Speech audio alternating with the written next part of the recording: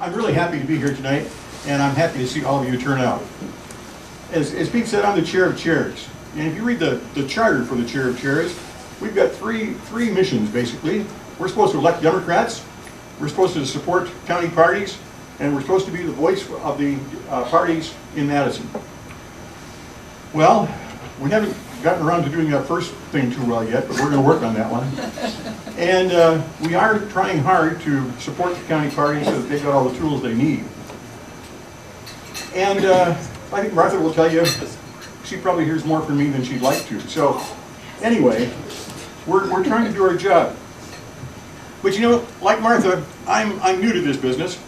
I spent my life working for state government, so I know a lot about government.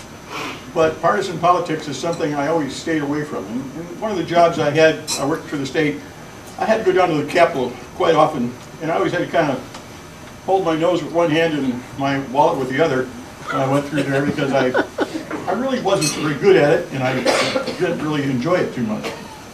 But a couple of years ago, actually about 4 or 5 years ago now, the vision that I have of this state, that comes from almost 68 years of living here, got so far from where the state actually is that I decided I had to try to do something about it.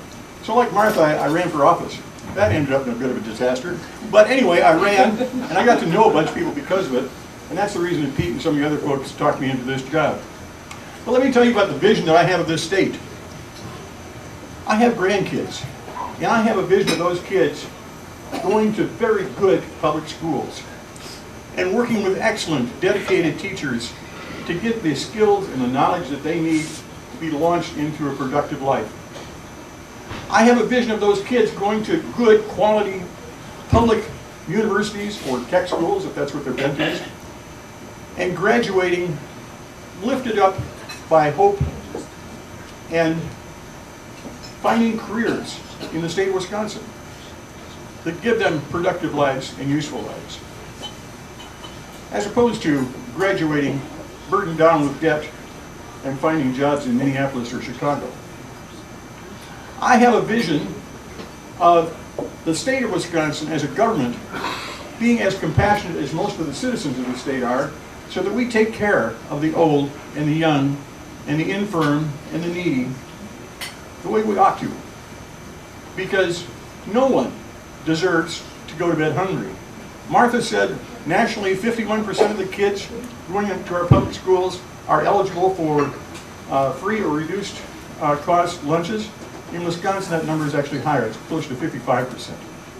That is outrageous that a state like Wisconsin's should be like that. So I have a vision of those kids being able to be lifted out of their poverty. I have a vision of this state agreeing that the wonderful hills and bluffs a little bit beyond here ought to stay there rather than be piled into railroad cars and shipped to North Dakota. I have a vision of a world in which the people we elect to office actually represent us. And if you think about it, that's quite a stretch right now in many cases.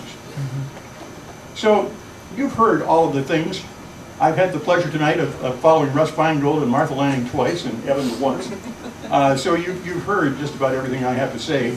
But I promised I would take a long time because you were concerned that it wasn't going to go fast enough. So what I ask of you is this. We have to change this situation. We have to bring back the vision that we all share of what this state's all about. And to do that, we have to change the public policies. Think about it. 110 years ago, some folks called progressives enacted a bunch of policies that brought us the state that I grew up in. And 4 or 5 years ago, a bunch of folks enacted some policies that brought us the state that we have today. We have to enact progressive policies that benefit all of the people of this state. To do that, we have to elect progressive people, people who buy in to our theories of what this state is all about. To do that, you all have to get up and do a whole bunch of very hard work. You know, Russ Feingold is an incredible candidate. He will work his butt off. He'll visit just about every small town in the state of Wisconsin. He'll talk to everybody he can get his hands on. And he will inspire us with his rhetoric. But he can't talk to each of your neighbors and listen to their concerns and convince them of the value of their vote. Only we can do that. Martha's a great fundraiser. She will raise a bunch of money so we can buy media time, so that we can put staff out in the field. She'll do a wonderful job of that. But she can ensure that there's a letter to the editor in every one of the weekly papers around the state telling people about the issues that concern us. We have to do that. If we all do that, we can win. We know that we're going to be outspent, probably 3 to 1, 4 to 1, 5 to 1. But if we all do our work, we can win.